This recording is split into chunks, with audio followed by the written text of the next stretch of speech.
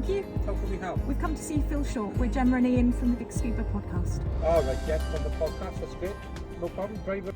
Hello and welcome to the Big Scuba podcast. My name is Ian and with me is... Gemma from the Big Scuba podcast. Welcome to Deep Campus. And look who we got. We've got Phil Short.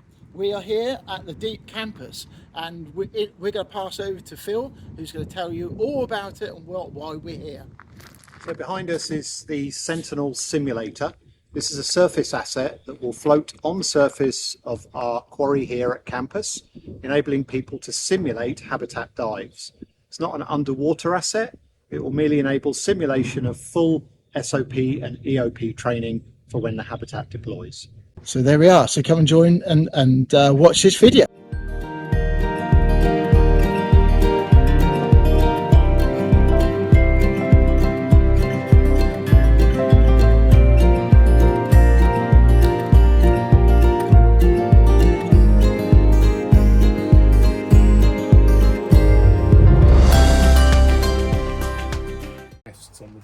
On the roof would be the transfer modules, the submersibles that bring people down to the habitat and take them back away. So all these features will make it safe on its legs on that pontoon that you saw behind the small yellow boat, so that the crew could leave and enter it from these doors if required. There's also then the capability for exit from both ends because the end viewports punch out. So basically there's multiple means, which means what we've done, the design of this is to have it classified as a vessel. So it's basically effectively a barge. It's got no motor, no self-propulsion, but you don't need any special closed space, confined space classification to work in and be inside of it. So will this ever be submerged, or is it just going to be just? If this submerged, it would be on the bottom full of water because it's not waterproof right. at all. So it's just purely for testing. It's a simulator. Yeah. Come on in. You can leave the door open until we're in.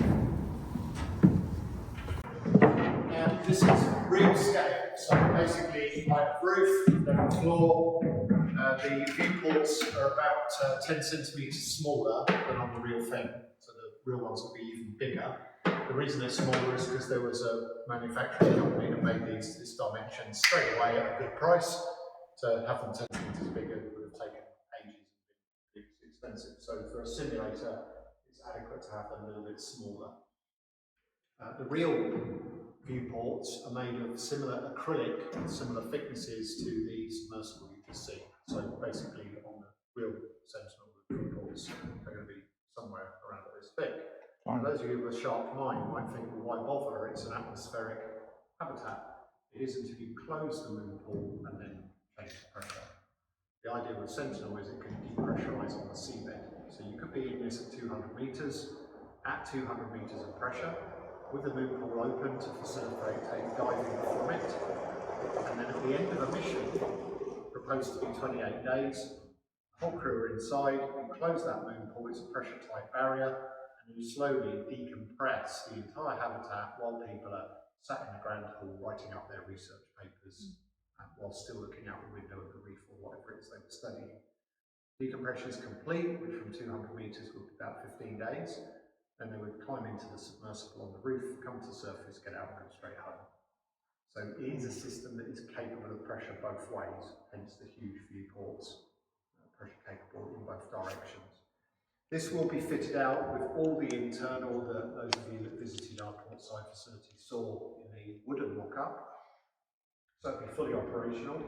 The planking there stands over the moon pool, just for safety. That end, those three viewports, is the dive centre. So basically coming back from that planking, about halfway through this first viewport, is a temperature and moisture barrier, not a pressure barrier. Meaning the other end, beyond that barrier, would always be 100% humidity and the temperature would be heavily influenced by the water temperature the deployment was made in. This side of that barrier would be warm, dry, comfortable because of environmental control units running 24/7 within the rest of the habitat. Where I'm standing right now, these panels were markings such as this one. This is the galley. So here would be 6-person seating, food preparation area, sous vide, hot water, different sorts of dispensers, and this would be where you would eat and prepare your meals.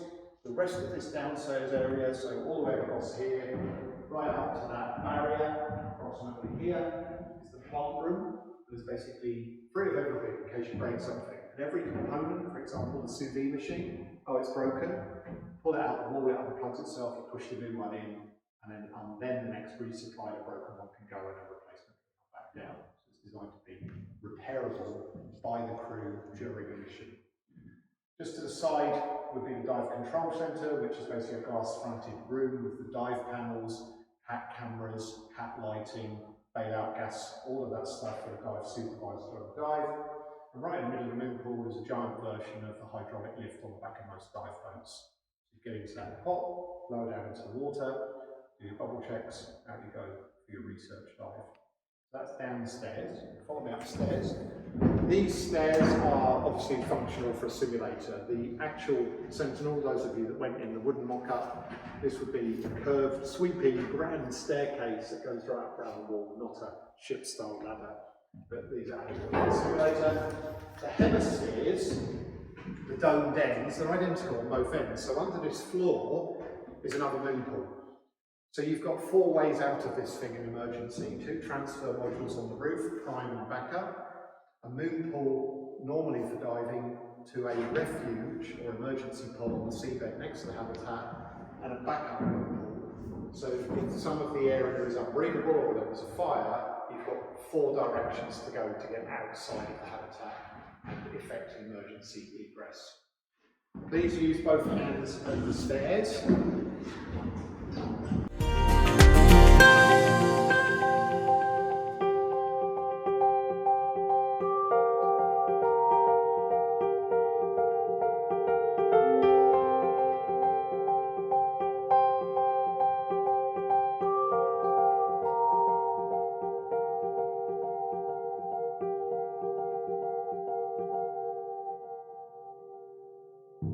Surface transfer system, so not the prime. Prime would be at this end. The idea is you'd be on the surface, on a support vessel, you climb into a bigger version of the submersible you've just seen and been in down on Subs Island, but a submersible with pressure change capability, so what's known as a lockout submersible, more commonly a DSRV, Deep Submergence Rescue Vehicle. You get into that submersible, that would pressurise to the depth of the habitat, full rate of 200 metres. You then fly down on your journey, you mate with the roof of the Sentinel on this end, lock on, establish the seal, open the door. Just like the station, the exactly the same. So you think this is basically the submersible would be a Dragon or a Soyuz. Yeah. It would take you to the International Space Station, the Sentinel, you transfer in, you then leave that sub on there the entire mission. So you've got an immediate egress. Yeah. Secondary subs can mate to the other end to bring resupply or other factors. And then on the seabed just to the side is another sub without a motor. So it literally sits on the bottom on legs. So now, uber emergency, can't get to here, maybe there's a fire here. There's nothing on the roof at that moment on this end. You go out the moon pool, short distance across the seabed, into that, close the door, you now got life support. Backup sub can come down, pick it up. So effectively you've got 4 means of egress and the normal 96 hours of emergency capability of all of those. And these subs, are they in design? Yes. Yeah. But they don't exist. What's their crew capacity? The crew size of the Sentinels are 6. Yeah. So basically your pilot would be your crew master for the Sentinel mission. Right. Your number 2 would be on board that sub, and then the 4 mission specialists or scientists as well. Mesdeck is purely for access to the egress for the TUP. This area overviews the moon pool. This is the main bathroom, which is a nice one. Proper flushing toilet, a good shower, hot cold water, all that good stuff. And then kind of where you're standing, each bedroom, 6 individual bedrooms, you're not in bunk beds like being in a dormitory, has half a viewport on the wall and a quarter of viewport on the roof. So you're going to lie in bed. Have you claimed shotgun on this one then, have you? So you'll be lying in bed looking out at the reef or the wall or whatever it is that you're studying down there. Obviously this is the Sentinel. This is our 6-man 200 metre full spec system. And these are modular like a hamster cage, so you can basically join 2, 3, 4, 50 of them together. That's the long-term 100-year vision of our founder. Our first habitat is the smaller Vanguard, which is a 3 to 4 man, 100 metre fast deployable system, 2 40-foot containers. It can be on a vessel of opportunity, like a multi-cat, regular marine craneage. It can be deployed. So it's kind of a hit and run unit, and that'll be our first unit in the sea in October this year. So you don't need a special vessel to deploy this, it's just got Vanguard, no, this most definitely is. Are you expecting, once you open this up, to people to come and use it as a place to work and practice? Are you expecting there to be tweaks and think that people will suddenly Basically, the idea of this, the way this fits out is a thing called cassette. So everything in this is capable of coming in through the moon pool, maximum size. And so you look at this space and say, user is a military team, user is a film team, user is a group of scientists, user is elite tourism. You fit the inside out to bespoke suit the requirement and the mission. And that can be done subsea. So are you going to open this up to military teams? Because when we came here last year... Non-offensive. Right. Training, dive training. Okay, right. So non-offensive. Presumably the hull will be bigger than this. Oh yeah, absolutely. This is, I mean, we can't emphasise enough, and it kind of like, I suppose we're so used to it, we look at this and think, well, it's a normal door there, and it's not waterproof. Of course this isn't going underwater. This is a simulator. You know, this is like a flight simulator that a pilot will train in. He's not in the air, he's in a room on the ground with a computer to learn the basics. This is a simulator to train procedures, to train emergencies, SOPs, EOPs, and it's also an ideal system for space analog.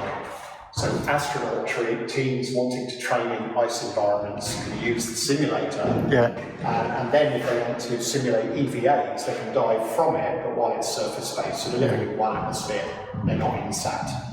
So are you still going to exclude people who might want to use it for oil exploration? And cool. And what's the timescale to actually submerge one of these? 27 for the big one, and this year October for the small one. And will that obviously go right to the bottom, to the 80 metres here? Basically the deployment in here will be to a flat area as close to the bottom as is possible. If you've dived the bottom of here, it's not flat. Right. So you probably wouldn't get something this big as 75. You'd probably have it up at around about 60. Yeah. You put a platform in to deal with it. Yeah. Because it's the way it's quarried, it's a fjord, so the bottom's really narrow. Okay.